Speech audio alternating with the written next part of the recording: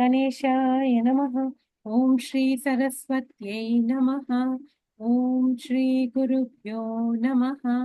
समस्तजनकल्याणे निरतं करुणामयं नमामि चिन्मयं देवं सद्गुरुं ब्रह्मविद्वरं सद्गुरुं ब्रह्मविद्वरं समचरणसरोजं सान्द्रनीलाम्बुदाभं जघनविहितपाणिं मण्डनं मण्डनानां तरुणतुलसीमालां कन्धरं कञ्जनेत्रं सदयधवलहासं विठ्ठलं चिन्तयामि विठ्ठलं चिन्तयामि।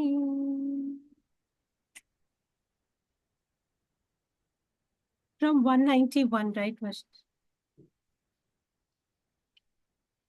In the matter of achieving the welfare of the disciple, his guru becomes his mother, his father, his relatives, his brother, and his friend.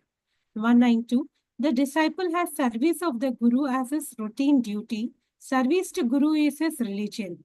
Guru is his god as Atman or Atma Ramam. And guru himself becomes a friend of great respect. 193. Oh, Uddhava, disciple must think that his guru is everything to him and his only relation. This is the fifth sign of a good disciple. 194. This disciple does not allow his mind to wander. By all means and by all efforts, he remains steady in his Atman. 195. Though his body is active and moving about, his mind is always fixed at the feet of his guru, and he does not budge even for a moment, though any number of calamities and distractions may attack him. 196. Though his body is functioning, his mind is not wandering. He is a real follower of spiritual life who takes refuge at the feet of his preceptor. 197. He is not the real disciple who has no steadiness of mind, and only he who is so steady can be called the true seeker of the freedom. 198. He who desires to have his own welfare of final liberation through such fixed mind becomes worthy of spirituality by the advice received from his guru. 199. Just as when a lamp is lighted by another lamp, they look similar. So also a disciple becomes similar to the guru as soon as he meets his guru and becomes steadfast in his devotion. 200. Thus the steadiness of mind is a very great quality of this disciple, and that is the sixth sign of ideal seeker, by which all the six vikaras or disturbances are destroyed. 201. Those belong to the body, but the disciple is not attached to the body, and therefore they are destroyed by the blessing of his guru. 202. He who achieves that steadiness of mind and having desired to know the main principle of Brahman begins to walk on the path of liberation and worship his guru as thus goes far ahead. 203. But he who has no desire to understand the finality obviously does not approach any guru, and if at all he serves as chosen teacher, it is generally for some material gain. 204. Desire to learn is a sign of a good disciple, which means that he is not any selfish goal, but he is really interested in the essence of spirituality. 205. By having such desire to know the truth of spirituality, the disciple increases his fondness of the higher way of life, and in the intensity to know, he does not take rest or relaxation even for a moment. 206. Great love for spiritual way of life and ever increasing concern about it is thus the seventh important sign of an ideal disciple. 207. This seventh sign becomes capable of climbing the higher ground of spiritual way of life only on the strength of this desire to know. 208. Guru is a mother of many disciples and a shed of rest of many people. He who is jealous of the guru will be hindered on the path of self-realization.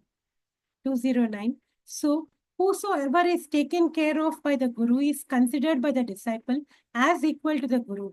He is never jealous of anybody and he behaves very humbly with all. 210. On the contrary, a bad disciple behaves differently.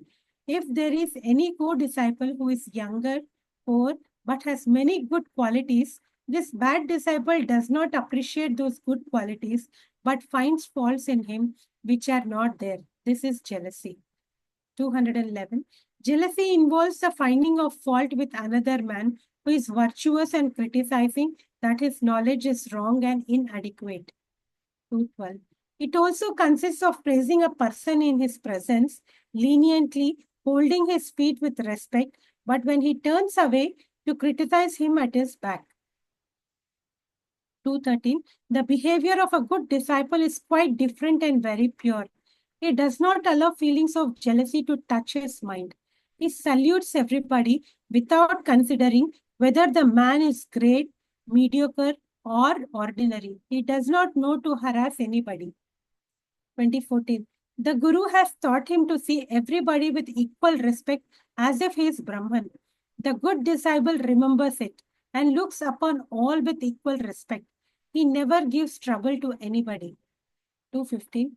Thus, lack of jealousy is the eighth qualification of a good disciple, in which he does not harm anybody. 216.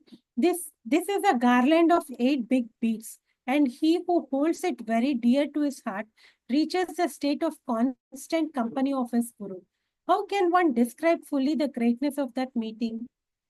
217. There is a ninth sign which is also quite unique. The good disciple never chatters in vain, but speaks very few words which are true and sacred. 218. He bows before his Guru, and if any questions are to be asked, he speaks very tenderly, and when Guru answers, he takes those words as the truth of all the truths. This is his devotion of his Guru. 219. Some disciples find out various arguments, put forward many other opinions, and contradict the Guru in a loud voice.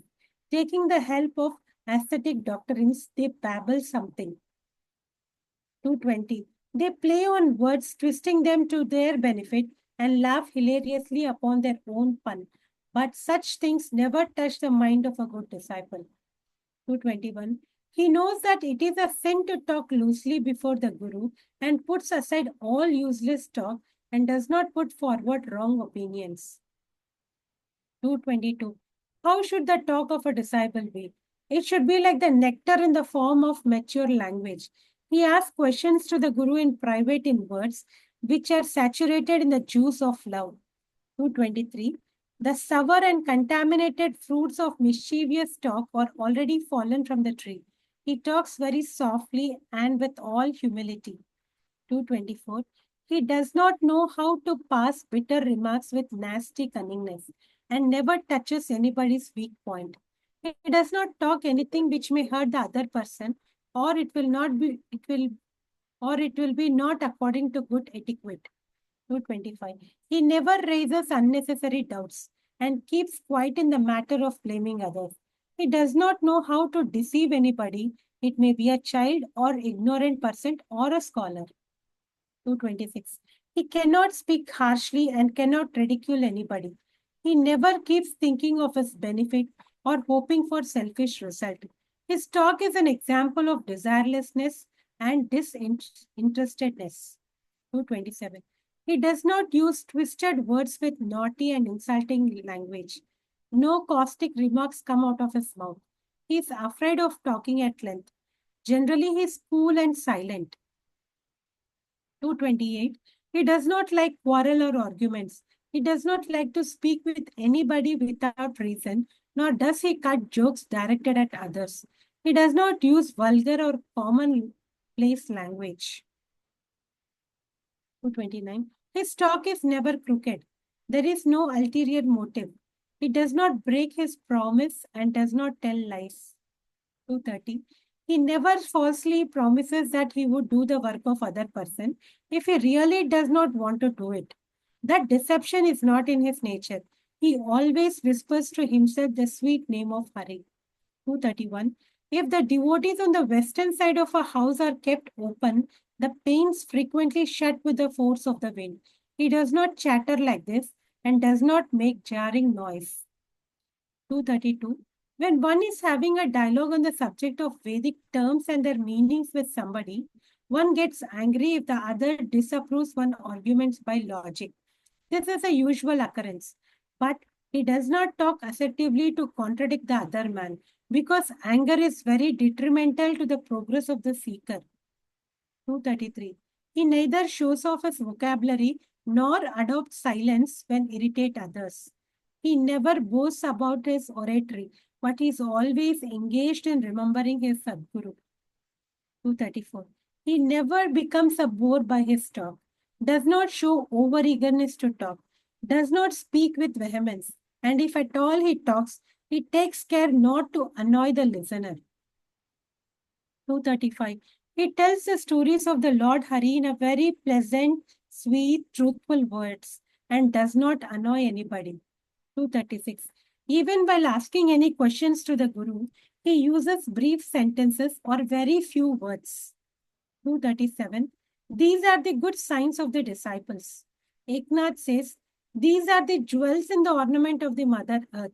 The words which are given by the Lord Narayana very kindly for his devotees. 238. The Lord Sri Krishna further said, a disciple who will offer these gems of virtues as a garland to the Guru will surely sit on the throne of Sayujya freedom. 239. The disciple on whose chest the pendant studded with these 9 jewels is born will definitely become the disciple, enjoying full confidence of the Guru. 240. The disciple who offers his bouquet of the noble gems to his Guru will himself become the jewel in the crown of the King Atman. 241. Oh Uddhava, here you will ask a question that how can a disciple who is a family man living with his wife and children, his money and property, become so free of desires? जायापत्यगृहक्षेत्रस्वजनद्रविणादिषु उदासीनः समं पश्यन् सर्वेष्वर्थमिवात्मनः. Meaning of the verses: the disciple is disinterested in the wife, the children, the home, the rice fields, the relatives, the money, and he looks upon everybody with the same attitude as if they are his own beings. 242. In this matter, please listen carefully. The disciple employs his power of discrimination as a means to achieve the discarding of sorrow and attainment of bliss in the Atman. 243. If we consider the bliss in the Atman, we find that in all the bodies, whether they are belonging to men or women, it is the same. It is not different. 244. The Atman is not male or female, though it is in such separate bodies. And therefore, the bliss in the Atman is self-evident in everybody's body. 245. All are clinging to the objects only for pleasure, but only one lucky to get the knowledge direct from the Guru about the self can enjoy the highest bliss in the non-dual state. 246.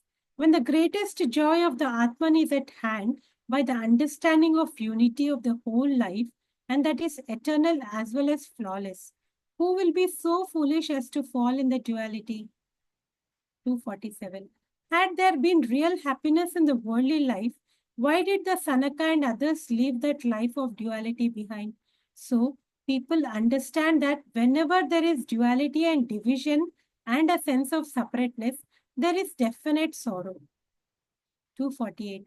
As the seekers of liberation have learned this lesson about the perishable nature of mundane life and possessions, they become apathetic towards wife, children, relatives, friends, money, etc. And all their attention were riveted towards a state of non-duality. 249.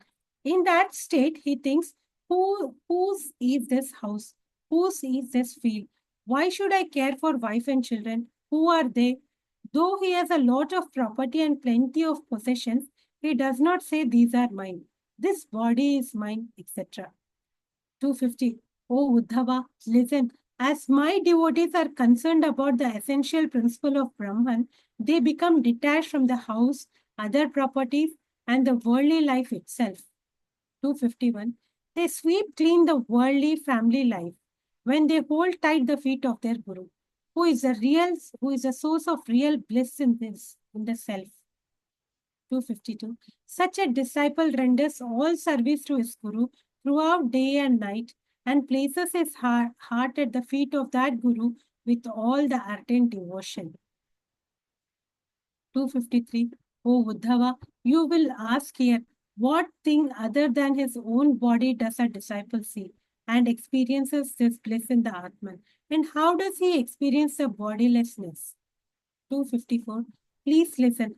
How the disciple achieves a state beyond the body and the state of non duality, even while outwardly functioning in the worldly life. विलक्षणस्थूलसूक्ष्मात् देहादात्मेक्षिता स्वदृक् यथाग्निर्दारुणो दाह्यात् दाहकोऽन्यः प्रकाशकः. Meaning of the verses: as a burning fire that shows things is different from the piece of wood which is burnt and illumined, so is the self-manifest soul, the witness of all, distinct from the subtle and the gross bodies. 255. Atman is quite different from the visible physical body and the subtle invisible body. In such aloofness only, the Atman functions in the world. 256. When the Atman is functioning in both the bodies, that beings are always earning intuitively for a life beyond bodies, but they are not clearly aware of it. 257. A man says, my eyes are paining, but he does not say, I am paining. He says, my leg is fractured, but he does not say, I am fractured. 258. Thus, while living in the body, he always clearly makes a statement implied in the words that he is separate from the body. The confused people, however, do not understand their own existence as being outside the body. 259. The observer, that is one who sees things, will never be thing which is seen. The object, the thing which is seen, is inert, while the observer is a knower of that thing. He gives the quality of life to those things. That is how the Atman is different from the body. 260. The Atman is having this quality of being separate from the object in two ways. One factor is he is the observer, and the second factor is that he is self-illumined. Thus, Atman is different from both the bodies. 261. You may say here that the Atman must be the mind, but it is not so. This is the opinion of the materialistic doctrine. Atman cannot be mind. 262. The reason for this is that mind is called the 11th sense organ. As all the sense organs are subject to control by the moving principle, which is energy, mind is also without its own life. It is Jada. Therefore, mind cannot be called Atman. 263. In our life, mind seems to be very alert, but it is not its own quality, just as even the king cannot see all his riches unless he is living.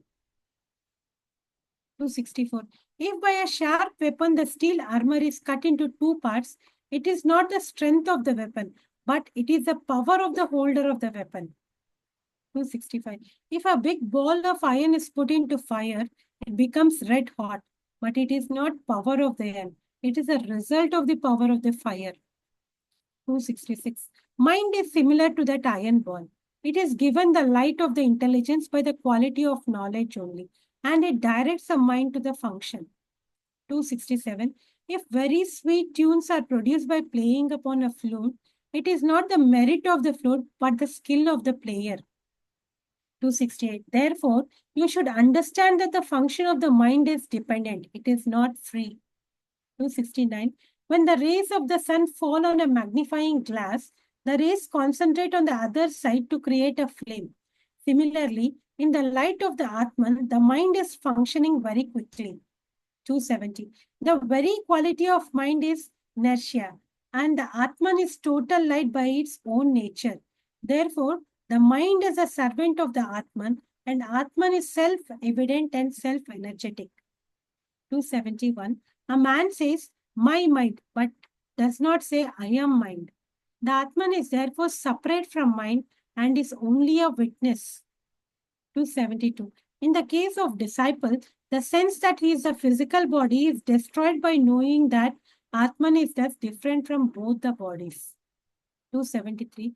Therefore, it is evident that the disciple proved that the qualifying attachment of body, which the worldly people take to be real, is totally false, and the intellect which says that physical body, etc., are real, is also not pure intellect. 274. Here you may perhaps say that if Atman is different from the mind, the Atman must be the God Brahman, because he is the greatest God. But, O Uddhava, have no such ideas. Hariyo. 275. We can pause over here. I don't want to stop, but then the time when I see we have to stop, kind of a thing. Yes, we will continue from this 275 tomorrow and complete that. It's so very beautiful. Okay. Nikhilaji, you can say your thoughts. Yeah, the 9 good signs of disciple is like very good. I think one should all develop that to see that Atman. No, we can see only through Guru, where they say Guru and God is one. And I want you to explain what is it Sayujya. Ah, so this we have spoken earlier. Four types of liberation. Yeah. Sayujya, Samipya, Sarupya, and eh, suddenly it slipped my mind. So, how you will be one with the Lord. So, Sayujya is you melt in the Lord. Sarupya is like you become the same Rupa with the Lord. Samipya is you are in His presence near the Lord. And one more, I'll get the name and I will tell you right now. So, these are four types of liberations of what you will. So, Sayujya is like you be one with the Lord again. So only a good disciple who sees his Guru as a God can become one like that. Yes. There won't be any separation. They Mm. join. Yuja, Sarupya, Rupa, Samipya, Samipa, and ah, such a simple thing. But we have done this earlier. Suddenly it has gone up. But anyways, I'll tell you in a while. I'll tell you. Then rest. You can summarize. Give your thoughts. I'll come back on this.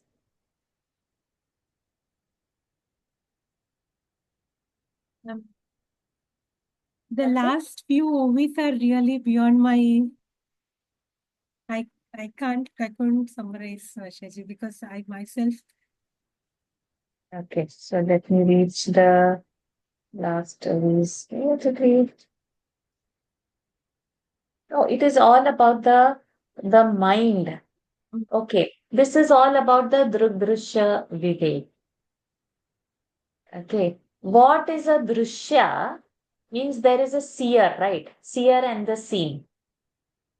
So if I am seeing this pencil, that means this pencil is different from me. Then this is at the external grosser level. So the eye is the seer and the pencil is the seen. But now the inside, the mind is the seer and eye is the seen, because how does the eye is calling it the pencil? Then the intellect is the seer and the mind is the seen. And ultimately, the Atma is the final seer. Of that seer, there is no seer. So it is like they gave an example, like this is my hand. When I say that means in the colloquial language, I am understood that I am not my hand. In the usage, we are saying. But in the understanding, we are not able to separate this. But while saying that, this is my hand. So when you're saying this is my hand, this is not you. It is understood. Hand is not you. While using the terms, we are using the terms, but while in our understanding, it is not coming. So in the last few verses, it was clearly distinguishing that I am not my mind. I'm not saying I am mine. So this is my mind. My mind is saying this. So that means mind is also not Atma. Mind is also Jada, because it is borrowing its existence. It doesn't have its own light. It doesn't have its own existence. So from what it is borrowing and it is staying, that is the Atman. So all these verses are pointing and telling why I am not my mind. Because in the usage you are using, in that way it is going on. So the conclusion will come. Tomorrow's reading, the final conclusion will come. So then they gave the example of that. Um, one big armor is there. And let's say the sword has cut the armor. It is not only the sharpness of but the one who is the user, that power should know. So even if I'm giving the sword, I may not be able to cut it, though the sword is having the. So one who knows how to wield the sword will only be able to pierce through the armor.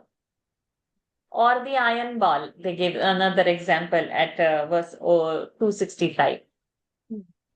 So if you put iron ball in the fire, this is also our Drugdrisha Vivek example only. Tapta ayasavat, like that. The iron ball is becoming red, but it is not the property of the iron. It is the property of the fire to make it hot and red. It is only borrowed existence. So anything borrowed which is not your property is not going to last. Like a water. We boil it, and then as long as you are boiling it, it will be hot and probably it will evaporate and disappear. But if you switch off the flame after over a time, it is going to cool. So it was a fire's heat property that the water has borrowed. It is not its self-existence. So like that, mind is jada only. It doesn't have its own existence. So that non-duality has to be removed, correct? Huh. Okay. So non-duality again, this comes like now I am Varsha and you are Nikhila. I'm having the clip. But am I seeing what is my Atman is same as your Atman? Theoretically, yes. But in my realization, I'm not seeing you as me, right? I'm seeing you different. Your pain is not my pain, right? I'm insensitive to what you are feeling, what you are. It's not, it means not that I don't have empathy, but that feeling that you are, it's paining for you, so it's paining for me also. So for those realized masters, it's same they see. And that's why when they spoke about the wife, children, or property, whose wife or whose property, it's not they have to shun away the duty. They will be looking after their wife and all. This is not shunning away from the duty. But they don't have, okay, this is my wife's woman. But if somebody else is needful, they would be helping that person also. Not that this is my property, so this I won't share. So they have this oneness feeling, whatever in the worldly transaction world, they will be acting, they will be doing all the actions, but it is with the understanding that everything is Brahman. But for us, it is not like that. Now, how much I'll spend on my son, I need not spend so much on your son. My son, your son is coming in my head, correct? So there is the issue with us, and there is they are above that because they are living they will live with the family, And the Eknath, it's all the saints, Mahatmas, they had their wives and children and all, everybody they had. But they lived in a particular vision, which unless we get that vision, we will not probably understand. So continuous reading only will give us the vision. Anyway, this life only we have to evolve and drop our body. Before that, we should not drop our body. Okay. Then what And the more we had constant to say? hammering would at least help us to become better day by day. And see, in 259, it is clearly said, whatever we discussed now, 259. The observer, that is, one who sees things, will never be the thing which is seen. I'm seeing the pencil, so I will never be the pencil. What you are seeing is different from you. Whatever is seen is different. Who is the seer? So anything that you see. So that's why this is the Durgve. Then the object, the thing which is seen is inert, while the observer is the knower of that thing. I know this is a pencil. So this is the inert. The knower is not the inert. Then he gives the quality of life to the things. That is how Atman is different from the body. So this is one point. Then you go to this other point. Atman is having the quality of being separate from the object in two ways. One factor is he's the observer, and the second factor is that he's self-illumined. Thus, Atman is different from both the bodies. Self-illumination. Like the moon, no? Moon is a borrowed light from the sun. It's not its own light. It's not self, it's borrowed. So the intellect, the mind, or the eyes, they are giving us all the information through borrowed existence. They don't have separate existence. It's a borrowed existence. That's why they then conclude. You may say here that Atma must be the mind, but it is not so. Continuing at 261. This is the opinion of the materialistic doctrine. Atman cannot be mind. And the reason for this is that mind is called the 11th sense. So it is Jada. So you see on that. So we concluded with all those. So I think those verses were really beautiful. A man says, my mind, but does not say I am mind. 271. The Atman is therefore separate from the mind and is only a witness. It is not it. Is it clear, Nikhila ji? You could follow now? Yeah. Beautiful. We'll continue that tomorrow from 270. And I think Venkatesh ji is not joined today, but he said he's leaving tomorrow. Anybody has to add any point, please add now. I can do tomorrow. I think Venkatesh ji said he's doing tomorrow. But do you want to do on a Tuesday? Because Monday, Lata ji said she's doing on Monday. Tuesday? Yeah, can. Okay. Anybody wants to add any points? No, I think jealousy and envy are qualities that are so subtly subliminal in so many of us, and it comes from small comparisons that you see all the time, and one has to be so mindful because it is so impregnated in the micro environment, and of course with social media it's amplified even more. But every time I go back to India, I get more aware because I meet relatives who are 20 years older, 30 years older, but they're still so comparative on small things, not just money, but attire, looks, every little thing, Yes. And I keep telling myself, my God, I have to check myself. If I can see it in somebody, maybe it's in me also. I have to check, It's so important to have that, to guard The yourself. biggest sign, the biggest sign of this jealousy is a person may be having a quality, but you find faults in this person. So you can't see how good is the person. The eyes will focus on how good that person is not. So this is one of the things they gave the symptom in this one of the Ovis, that the sign of that jealousy is you see fault where there is goodness. If I'm liking a person, loving a person, any bad is also there, I will not see that. My son is always good, no? Somebody's son may be a first rank holder. So I'm getting jealous because my son is not a first rank holder. Then I'll start seeing quality. But he's untruthful, huh? He's not neat. He's very untidy. My son, in my mind, I want my son to be first. But now I've got jealous of somebody else's son. So jealousy gives us the vision of finding faults with others. Even if they are good. I also always say, this is an analytical mind that has become critical. I used to always see it as that. But now I feel it also stems from some kind of inner insecurity, and I don't know. Yes. One The cannot. samskaras that have happened, the vasanas, that something as a child I wanted. Now as an adult, I got all that thing. But that deprivation, if I'm carrying now, it will reflect in like this. I get jealous of that.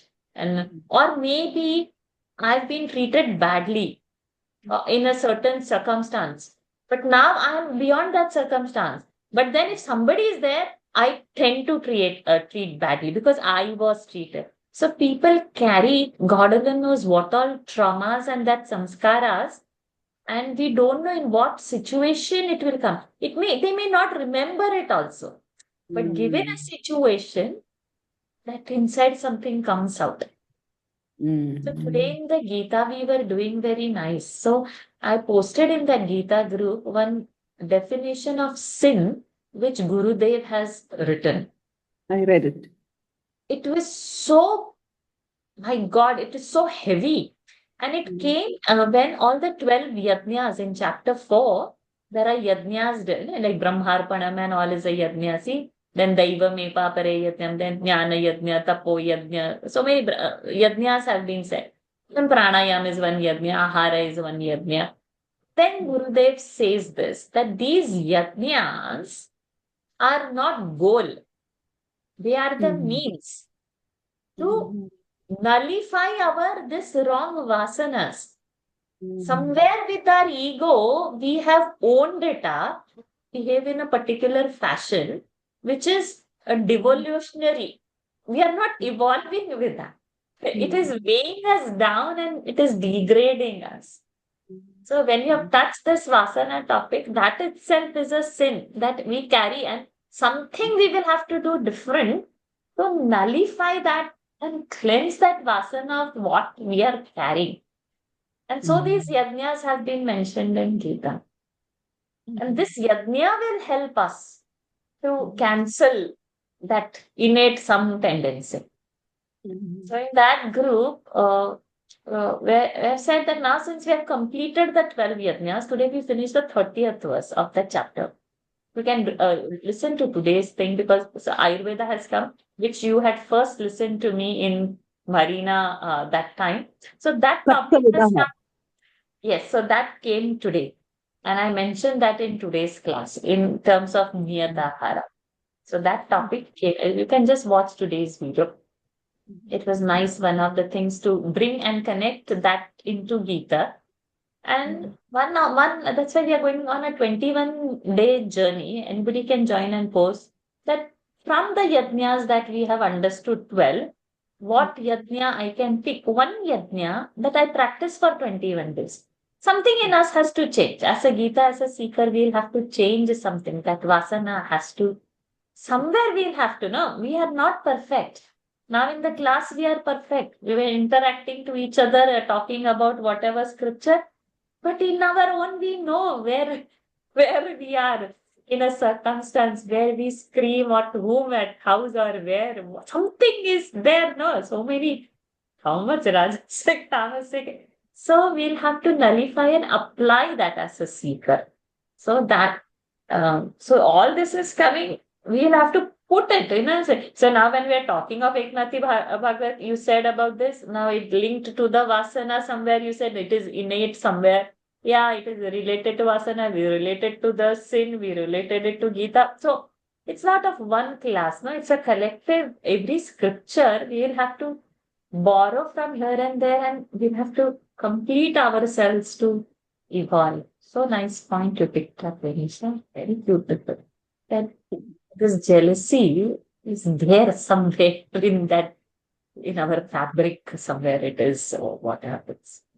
So beautiful. So you keep thinking you're not and you're secure, and then suddenly there's a trigger and you say, hey, that was not me, and then you say, maybe you didn't know that aspect of yourself. So you have to be so mindful and watchful, because very often what you don't like in somebody is what you have in yourself also. Sometimes we are able to see that because somewhere we have experienced that in us. That's also a possibility. That's also there. And sometimes, like being or reading all this, eventually we will come out of talking also negative. Eventually. No, that definitely, that I think the first thing is, as it all comes, it's the seed is the thought. So that you have to annul it at the level of the thought. That thought itself doesn't have to come. Yes. That thought has to be cancelled.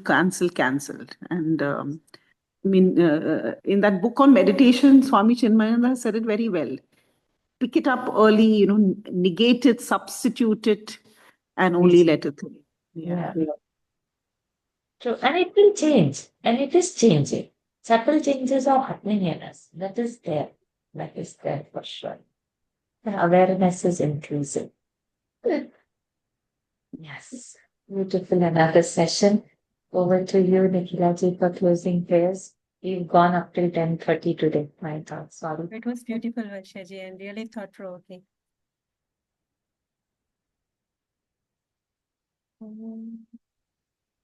पूर्णमिदं पूर्णात् पूर्णमुदच्यते पूर्णस्य पूर्णमादाय पूर्णमेवावशिष्यते ॐ शान्ति शान्ति शान्तिः हरिः ॐ श्रीगुरुभ्यो नमः हरिः ॐ श्रीकृष्णार्पणमस्तु Everyone, thank you for joining. Thank you, Nikhilaji, for lovely reading. Thank you, Oh, Varshaji. yeah. Thank you.